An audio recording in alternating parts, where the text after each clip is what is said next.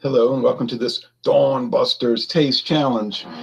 Oh, it's still mostly dark outside, but that'll slowly change. As you know, the later we get in daylight savings time, the darker it's going to be at this time of day. Anyway, I didn't wake up this morning until about 3:13, something like that, 3:13 a.m. Eastern, Central Daylight Time, Eastern Time, right? Okay. Well, this morning we have Ancient Age Preferred Blended Whiskey. Ancient Age was introduced in 1936. Yeah, I know Buffalo Trace. The Buffalo Trace website says 1946, but I showed them that they were incorrect. They never changed it. They never even responded to what I gave them, because the lady on the email said, well, what information do you have to back that up? I sent her all the documents, the photos. I didn't get a response. Well, whatever. I'm just telling you. It was 1936. And when I talked to Anheuser-Busch years ago about Busch Ice, Bud Ice, they said, oh, thank you. And they changed the website. Because for a long time they were saying Bud Ice was introduced in 1984. I said, no, it was 94. And they said, well, how do you know this or whatever? And I showed them some paper documents I had. Oh, they said, yeah, it was just a typography. It's just they typed it wrong. Like, in other words, whoever was right, they put 84 instead of 94, and no one ever caught it. But they changed it in like 2 days. But Sazerac, I don't know what they're up. Sazerac Buffalo Trace, they're kind of unusual. They have this huge facility they're building in Louisiana. It's called the Sazerac Experience, and it's supposed to open next year. It's going to be a free tour, sort of like, it's not a distillery, but it's a free tour of all their portfolio, like the Sazerac World, Barton Distilling, Buffalo Trace, and all their brands, really. I think it's a showcase their brands, like Taka Vodka and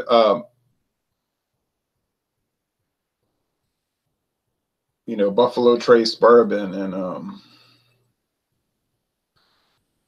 all the famous plum wines and stuff. Well, whatever, you can look on their website, look at some of their portfolio. For instance, this one is not on the website. It exists. I'm holding it in my hand. I bought this at Ben Q Liquor in Baton Rouge.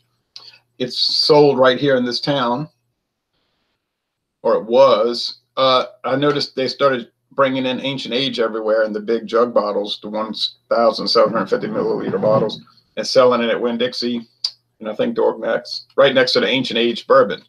But then I hadn't seen it lately. I wasn't really looking for it. It might not have sold too well, and they just cut it. Because there's some blended whiskeys that are big items around here, like Seagram 7 Crown, which is the big one.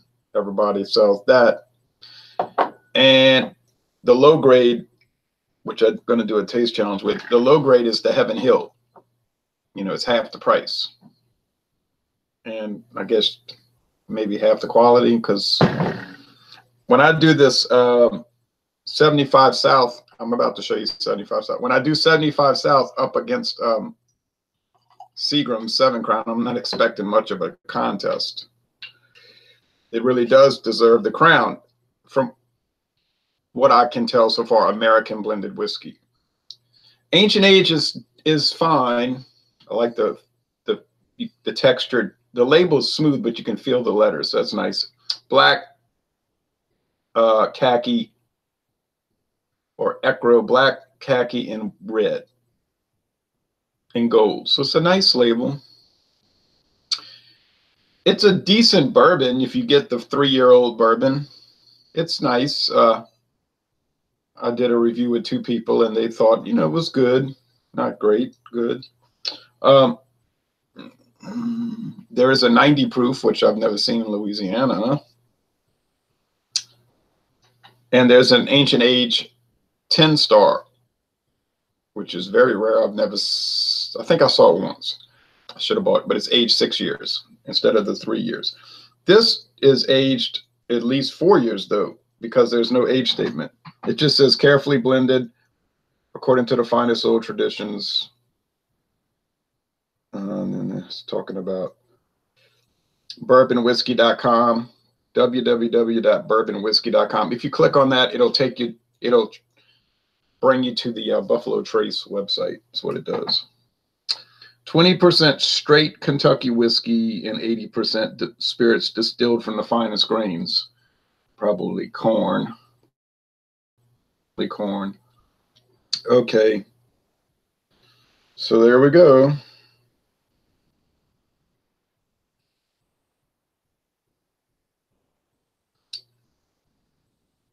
Ancient Age Distilling, Frankfort, Kentucky. There's no real company called that. Ancient Age was never a company. It was always just a brand. The company is Buffalo Trace, and they are owned. That's the name of the.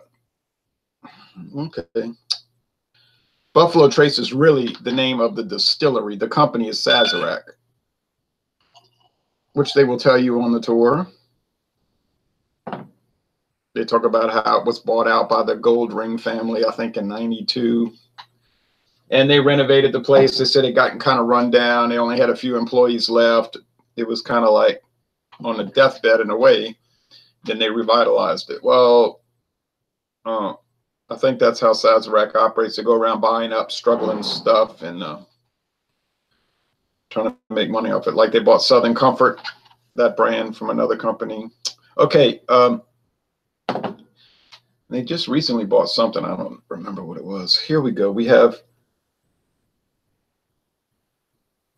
what's the appearance? They're both gold. This one may be lighter, a little lighter. They're both aged 4 years minimum because they have no age statement. Okay, 75 South, a little darker.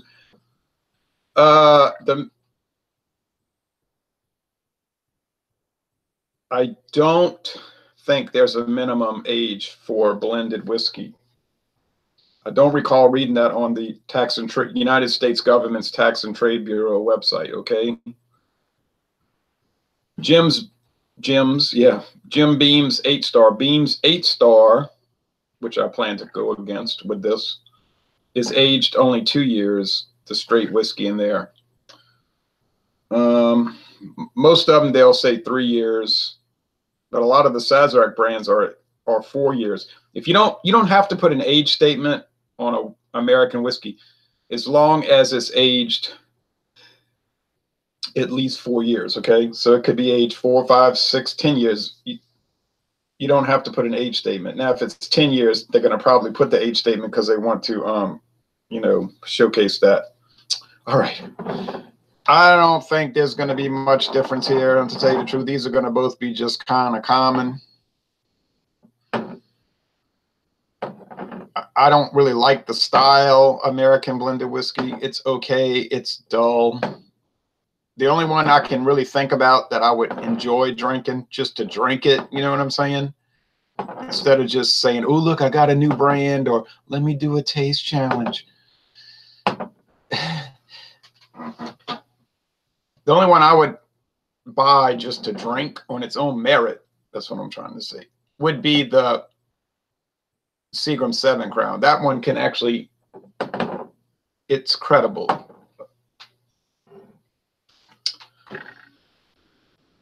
These other ones, they're okay.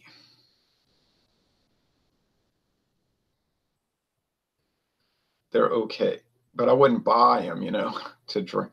Iron Man Spartan IS says, hey, Ronald, have you tried Glenfiddich Scotch, aged 12 years, very nice single malt? No, I have not, but I intend to. Some people have said, why are you doing all these cheap brands?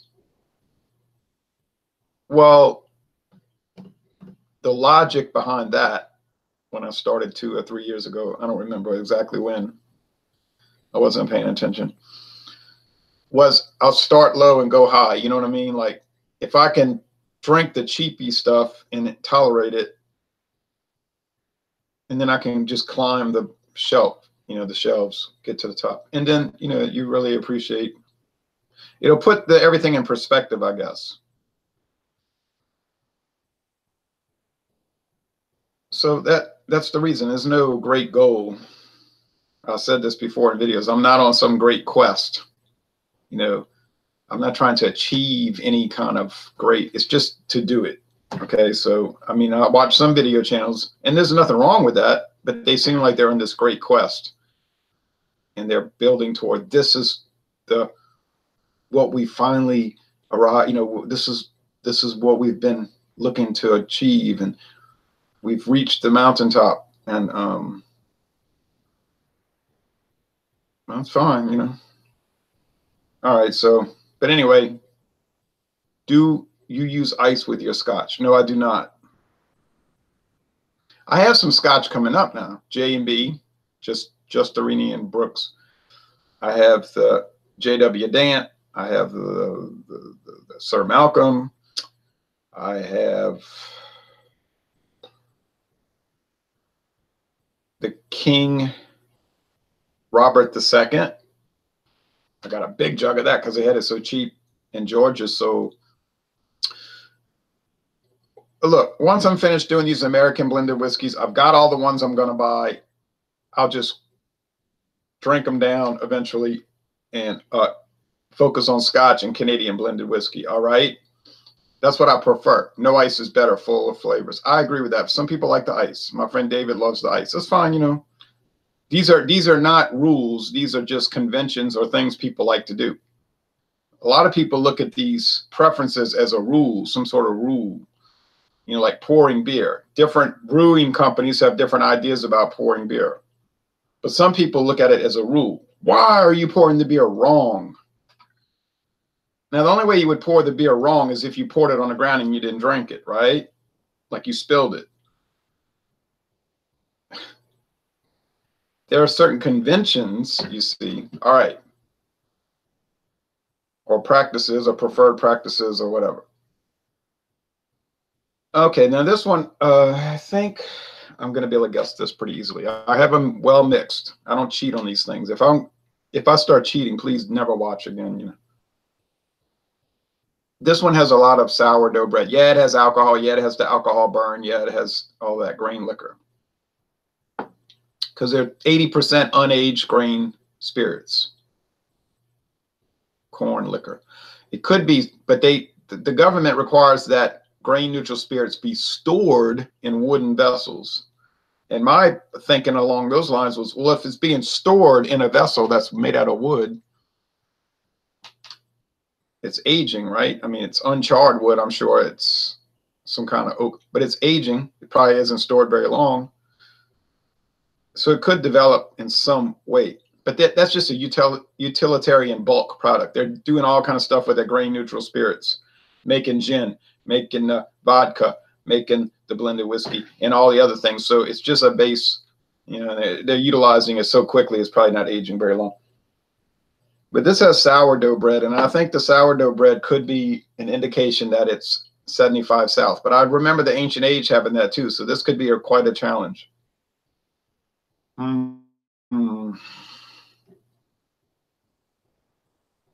Sourdough bread, it's bready, not cornbread so much, but you say, well, that 20% straight Kentucky whiskey could consist of a good deal of barley and some rye. Yes, that's right. And even at that low percentage, well, it still might influence the overall thing. All right. This one might have a little more cantaloupe than this. See, this one you get a little cantaloupe. You say cantaloupe. That's not possible. Well, I'm telling you what I'm smelling. Not a whiskey, but have you tried Ray and Nephew Jamaican White Rum 63 ABV? No, I've not tried it, but I've seen it at Walmart for a pretty good price. And I know there's a lot of talk about that. I've actually never tried rum of any type in my life. True story. Never tried Myers, nothing. I mean, I'm so underexposed.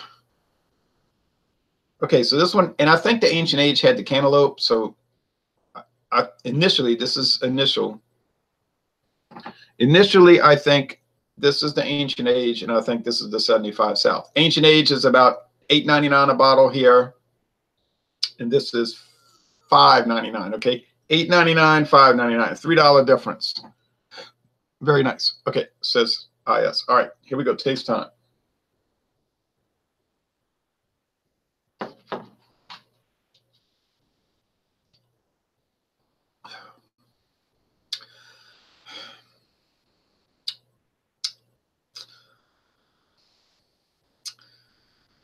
It's mostly just a stinging, very boozy, straightforward base whiskey alcohol presentation. Well, what do you expect? Because that's what it is. But there is that strange cantaloupe, and I don't know where that's coming from, but it's something. Nice glasses. Yeah, I want to thank John Adelia again for these glasses. He gave me 4 glasses, a gift. So that was a great deal, man.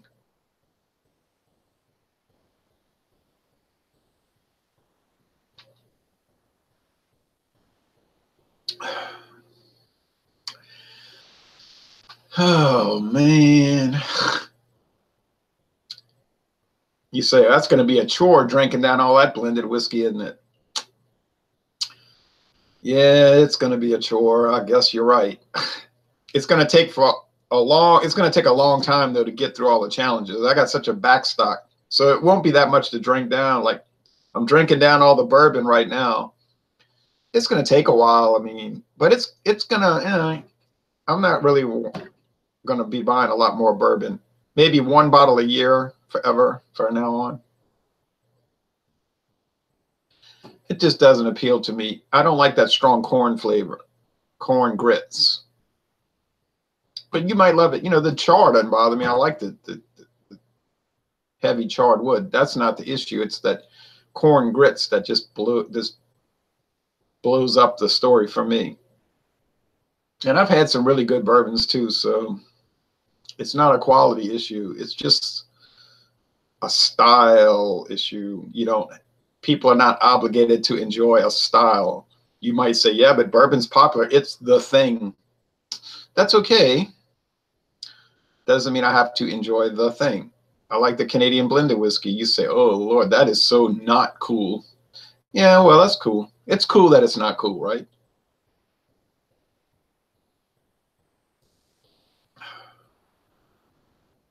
I know all the scotch I talked about was blended scotch. Hey, hey, I get it. But they have some good ones too, I mean, you're going to get that underlying filler, you get that grain whiskey filler taste. It's not as pronounced as these, but it's there. Single malt, yeah, hey. I want to look at more of those, you know what I mean? But like the carpenter said, it's gonna take some time this time to drink through all the brands. Do. All right.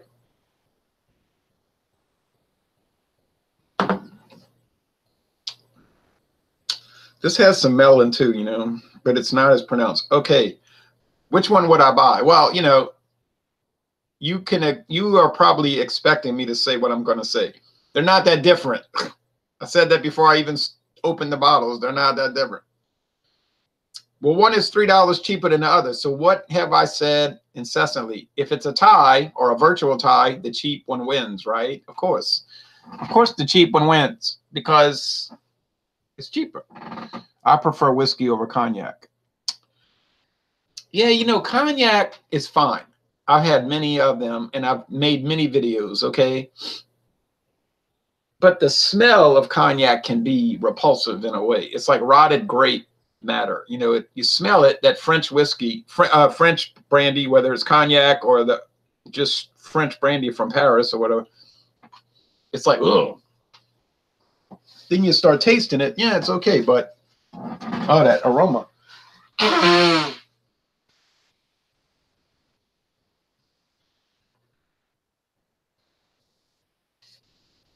But I plan to do 1 brandy a year. I'm not going to totally abandon brandy because I started with that one. A gin, yeah, I think I'll probably avoid gin. Gin is too treacherous for me. But let's say 1 Yeah, the smell is strong. One brandy a year. So next year I'll probably buy Corbel. That'd be a good one to do, right? Corbel. And then I can do Remy Martin and all of those, you know, because you get caught. You can't do it all. If you're going to do whiskey, then you can't do brandy because you don't have time, you know. And then bourbon, I guess I'll buy, I don't know. There's so many choices, right? Buffalo Trace. Old Granddad 114, that's going to be too strong. Have you reviewed champagne before? No, I have not. I've drunk it. I have drunk it at Easter dinner. I like champagne. It's fine. I like it. Okay, so I'm going to say this is ancient age. I'm not super confident in that, but I think it is. Now, hell, excuse my language. Heck, it's 75 South. Well, it's similar stuff from the same company. It might be the same thing in two different bottles for all I know. Well, one is from Louisville and one is from Buffalo Trace, but I don't know. They're not that different. They're different, but it's so minimal, it's practically not even worth talking about. So would I recommend 75 South?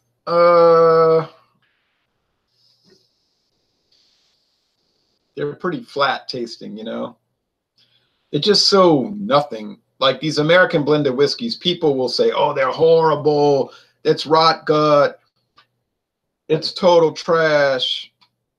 It's not that. They're not that.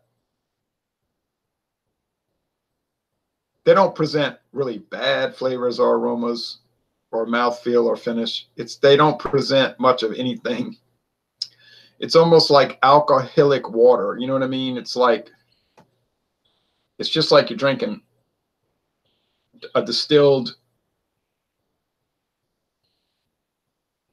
neutrality. You know what I mean? Distilled neutrality.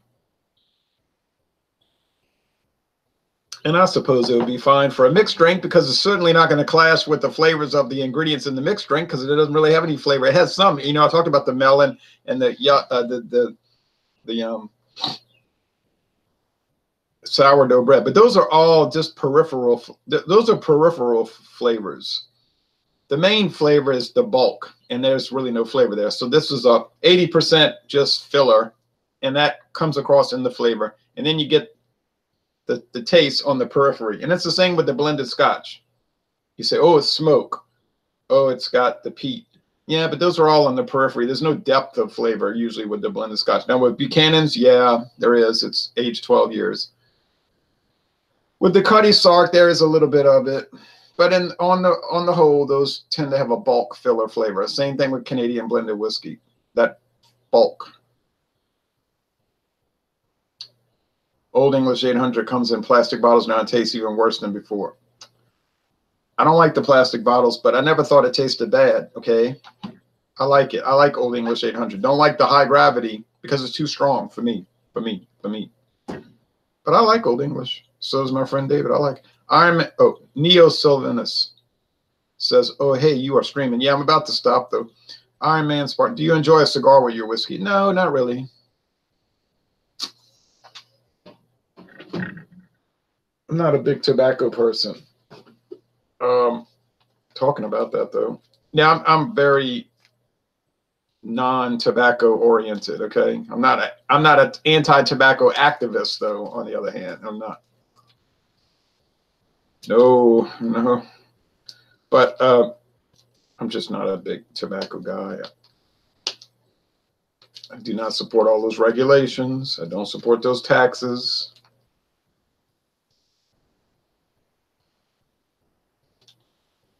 All right. I'm actually drinking a Steel Reserve 42-ounce plastic bottle right now. Oh. Is that the Steel Reserve 211 8% or the Steel Reserve 6%? Because the 8% is just far too strong for me.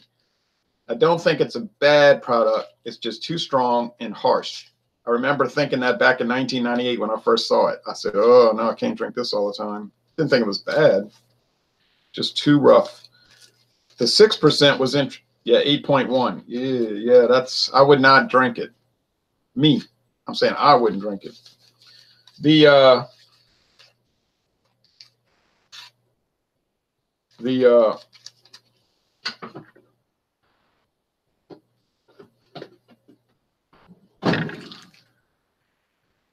6% that is sold in Louisiana is a beautiful product. We get that here. I smoke one cigar a month. What is a whiskey you would recommend? I can't recommend one because I don't have any kind of framework within which to work. You understand? I don't smoke cigars, puff on cigars, or have any combination of cigar with whiskey, so I could never recommend that. Sometimes I dump it on ice and let it dilute like a savage. Okay. So the 6% Still Reserve is right in my wheelhouse, as people like to say on ESPN, because it's high enough ABV to give it character, but it's not higher than 6%. So it comes across real nice, like King Cobra, you know. So that's my thing. But anyway, most people can't get the Still Reserve 6%, so that's a moot point. Thanks for watching this video production.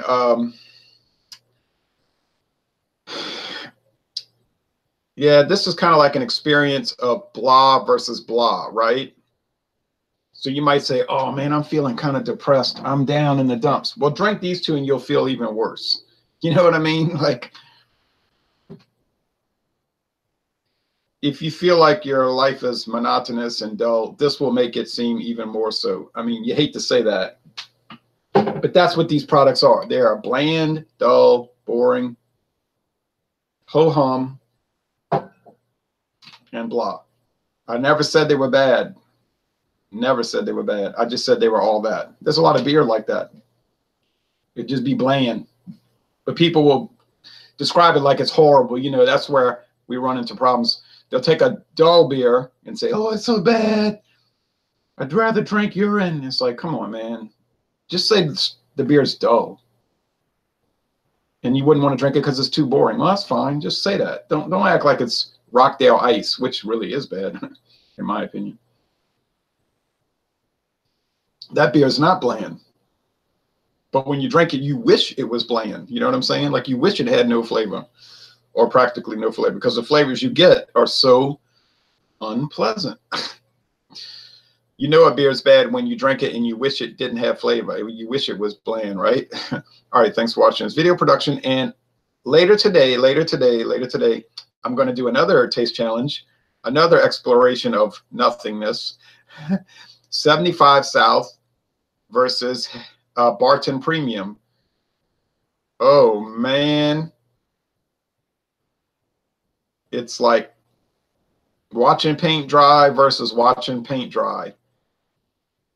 Yay!